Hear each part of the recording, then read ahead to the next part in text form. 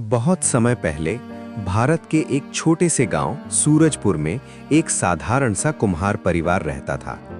ये गांव हरे भरे खेतों, लहलहाती फसलों और मिट्टी की खुशबू से भरा हुआ था।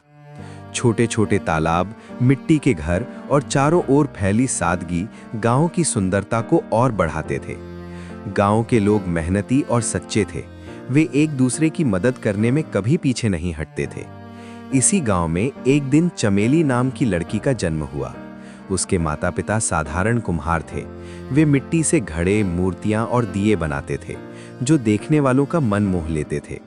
दूर दूर के लोग उनकी बनाई चीजें खरीदने आते थे। चमेली बचपन से ही मिट्टी के साथ खेलती रहती थी। जब उसके उम्र के बच्चे गुड़ियों से खेलते, तब चमेली अपने छोटे छोटे हाथ मिट्टी में डुबोकर मूर्तियां बनाती। ऐसा लगता था जैसे मिट्टी उससे बातें कर रही हो। गांव के लोग कहते, हम मिट्टी को आकार देना सिखाते हैं, लेकिन इस लड़की ने तो मिट्टी में जान डाल दी है। समय बीतता गया और चमेली बड़ी होने लगी। उसकी कला पूरे इलाके में प्रसिद्ध हो गई। त्योहारों पर लोग उसी से मूर्तियां बनवाते और मंदिरों में सजने वाली देवी देवताओं की सुंदर प्रतिमाएं भी वही बनाती। लेकिन किस्मत हमेशा मेहरबान नहीं रहती। एक साल गांव में भयानक बीमारी फैल गई। कुछ ही दिनों में चमेली के माता पिता दोनों इस दुनिया को छोड़ गए। उस दिन ऐसा लगा जैसे पूरा गांव रो पड़ा हो। मिट्टी के छोटे से घर में चमेली बिल्कुल अकेली रह गई।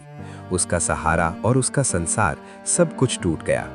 कई दिनों तक वो बस अपने बनाए दियों को देखकर रोती रही। लेकिन मिट्टी ने उसे एक बात सिखाई थी, अगर धैर्य और प्रेम से गढ़ा जाए तो टूटी हुई चीज भी फिर से सुंदर बन सकती है। इसी विश्वास के सहारे चमेली ने अपने जीवन की नई शुरुआत की। अब वो अकेली थी, लेकिन उसकी कला ही उसका परिवार बन गई। वो और भी सुंदर मूर्तियां बनाने लगी।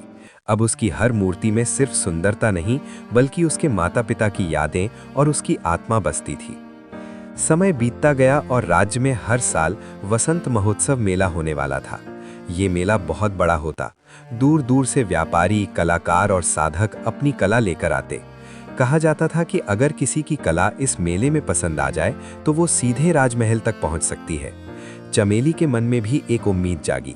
उसने निश्चय किया कि वो अपनी सबसे सुंदर मूर्तियां और मिट्टी के दिए लेकर मेले में जाएगी। रात दिन मेहनत करके उसने ऐसे अद्भुत शिल्प बनाए कि देखने वाला दंग रह जाए। मेला आ गया। चारों ओर रंग बिरंगी दुकानों की कतारें थीं, ढोल नगाड़ों की आवाज गूंज रही थी, बच्चे झूले झूल रहे थे और हर तरफ खुशी का माहौल था। चमेली ने अपनी छोटी सी सादी दुकान लगाई। उसकी दुकान पर मिट्टी की मूर्तियां, घड़े, दिए और देवी देवताओं की सुंदर प्रतिमाएं सजी थीं। इसी मेले में राज्य का युवराज आदित्य सिंह भी आया, लेकिन वो किसी राजसी जुलूस में नहीं, बल्कि साधारण कपड़ों में आम लोगों के बीच घूम रहा था। आदित्य को महल की चमक दमक से ज्यादा जनता के बीच रहना पसंद था। वो लोगों का जीवन समझना चाहता था। तभी उसकी नजर चमेली की छोटी सी दुकान पर पड़ी। वहां की मिट्टी की मूर्तियां कुछ अलग ही चमक रही थीं। आदित्य कुछ पल वहीं रुक गया। वो मूर्तियों को गौर से देखने लगा। उनमें जीवन था। देवी की आंखों में करुणा, दियों में उजाला। ये मूर्ति किसने बनाई है? आदित्य ने पूछा।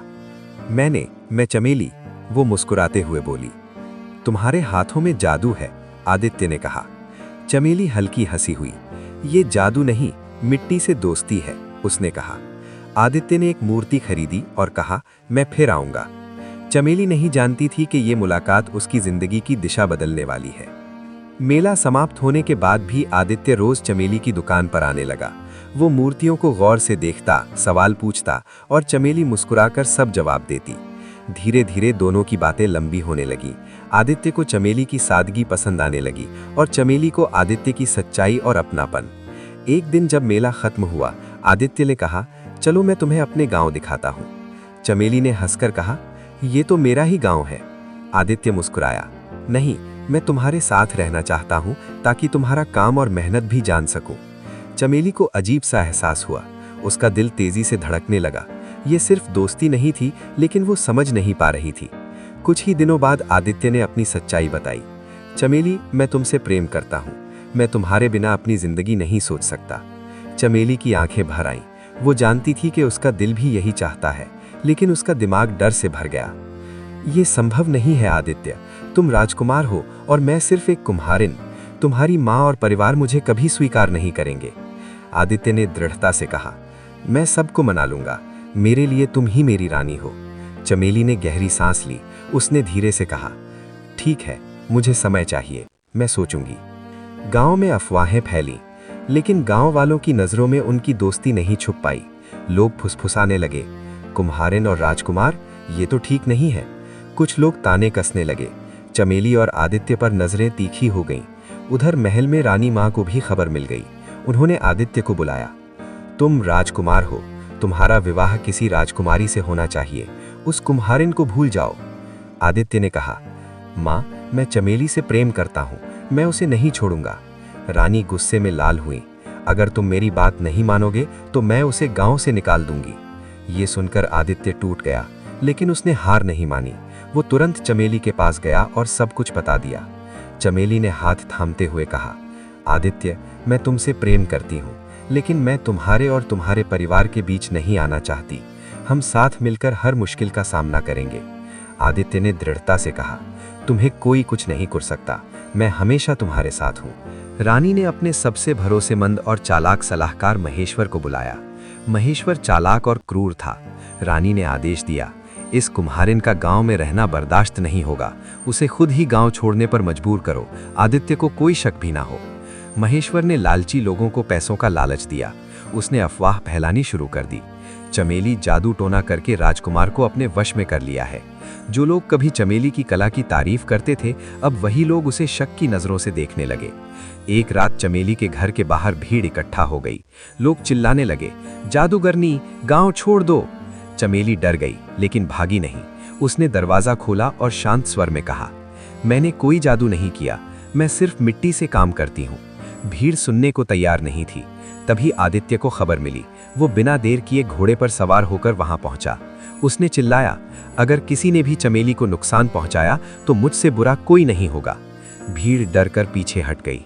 चमेली रोते हुए आदित्य के गले लग गई। ये सब मेरे कारण हो रहा है, शायद मुझे गांव छोड़ देना चाहिए।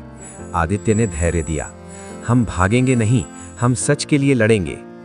रानी माँ ने महल में चमेली को देखने के बाद कहा, अगर सचमुच तुम राजकुमारी बनने लायक हो तो अपनी कला से मुझे साबित करो। तुम्हें 7 दिन में ऐसा घड़ा बनाना होगा जो कभी ना टूटे, जिसमें पानी सूखे नहीं और जो महल की शोभा बढ़ाए। चमेली सन्न रह गई। ये असंभव है, उसने धीरे कहा। लेकिन आदित्य ने उसका हाथ थामते हुए कहा, तुम कर लोगी चमेली, तुम्हारे हाथ में वर्षों की मेहनत और आत्मा का बल है। लेकिन महेश्वर अभी भी सक्रिय था। उसने जंगल में एक कुख्यात तांत्रिक को बुलाया और आदेश दिया, चमेली का हर घड़ा रात में तोड़ दो, अगर वो ना माने तो डरा कर गांव छोड़ने पर मजबूर कर दो। एक रात तेज हवा चली। चमेली के घर का दरवाजा हिल गया। सुबह उसने देखा कि उसका तैयार किया हुआ घड़ा टुकड़ों में टूट चुका था। उसकी आंखों से आंसू बह निकले, लेकिन उसने हार नहीं मानी। छठी रात चमेली को एक सपना आया। एक बूढ़ी स्त्री आई और बोली, नदी के किनारे एक चमकता हुआ पत्थर है, उसे अपनी मिट्टी में मिला दो, तुम्हारा घड़ा अमर होगा। सुबह होते ही चमेली नदी के किनारे गई। सच में उसे एक चमकता हुआ पत्थर मिला। उसने उसे पीस कर मिट्टी में मिलाया और फिर से घड़ा बनाना शुरू किया। 7वें दिन घड़ा तैयार हुआ। वो सुंदर और मजबूत था। पानी कभी सूखा नहीं। रानी ने घड़ा जमीन पर पटका, वो नहीं टूटा। महल में सन्नाटा छा गया। लेकिन महेश्वर ने हार नहीं मानी।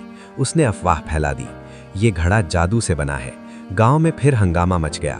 इस बार हालात इतने बिगड़ गए कि चमेली और आदित्य को जान बचाकर गांव छोड़ना पड़ा।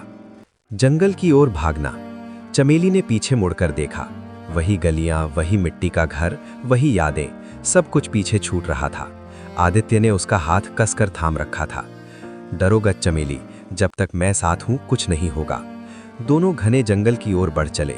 जंगल गहरा था, ऊंचे ऊंचे पेड़, अजीब आवाजें और हर कदम पर अनजान डर। रात होते ही ठंडी हवा चली। दूर कहीं जंगली जानवरों की दहाड़ सुनाई दे रही थी। चमेली का दिल तेज धड़क रहा था, लेकिन उसने हिम्मत नहीं छोड़ी। कुछ दूर चलने के बाद उन्हें एक पुरानी गुफा दिखाई दी। दोनों वहीं छुप गए। गुफा अंधेरी और ठंडी थी, लेकिन बाहर से सुरक्षित।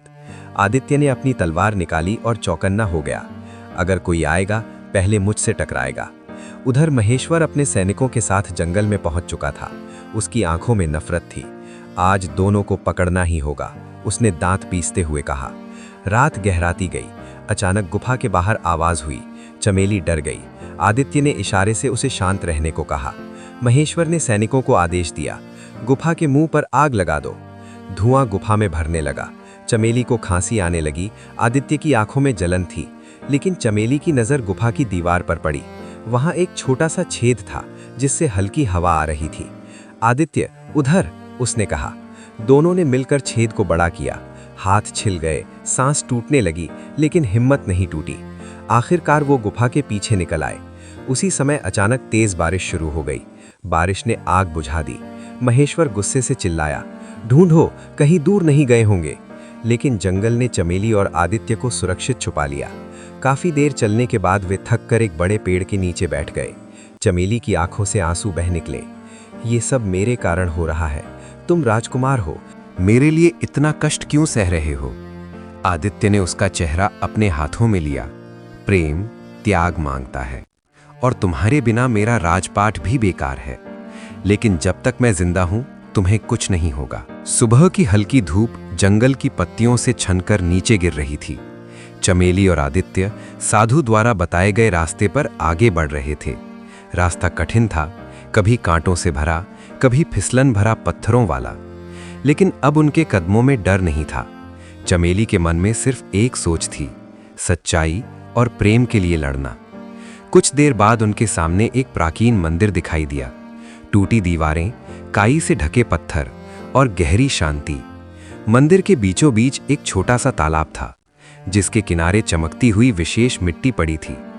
चमेली कांपते हाथों से मिट्टी उठाई। जैसे ही उसने मिट्टी को छुआ, मंदिर में गूंजती हुई आवाज आई, केवल सच्चे हृदय वाला ही इस मिट्टी का अधिकारी है। चमेली ने आंखें बंद कर लीं। उसने मन में ना कोई लालच रखा, ना कोई डर, सिर्फ सच्चाई, प्रेम और सम्मान। मिट्टी उसके हाथों में स्थिर हो गई। आदित्य समझ गया, चमेली चुनी जा चुकी थी। इसी समय मंदिर के बाहर शोर मच गया। महेश्वर अपने सैनिकों के साथ वहां पहुंच चुका था।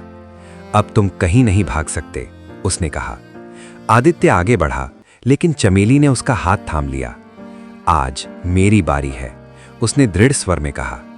चमेली ने मिट्टी से एक छोटा सा घड़ा बनाना शुरू किया। उसके हाथ कांप नहीं रहे थे। हर आकार में वर्षों की मेहनत और आत्मा का बल था। महेश्वर हंसने लगा, मिट्टी से मुझे रोक लोगी? तभी आकाश में बादल गरजे, हवा तेज चली। चमेली ने घड़े में पानी भरा। पानी चमक उठा, न रेसा न सूखा। महेश्वर घड़ा जमीन पर पटका, लेकिन वो नहीं टूटा। उसी पल साधु प्रकट हुए। उनकी आवाज गूंजी, जादू इस घड़े में नहीं, इस लड़की की सच्चाई में है। सैनिक भयभीत होकर पीछे हट गए। महेश्वर गिर पड़ा। उसकी सारी साजिश उजागर हो चुकी थी। महल में ये समाचार आग की तरह फैल गया। रानी स्वयं मंदिर पहुंची।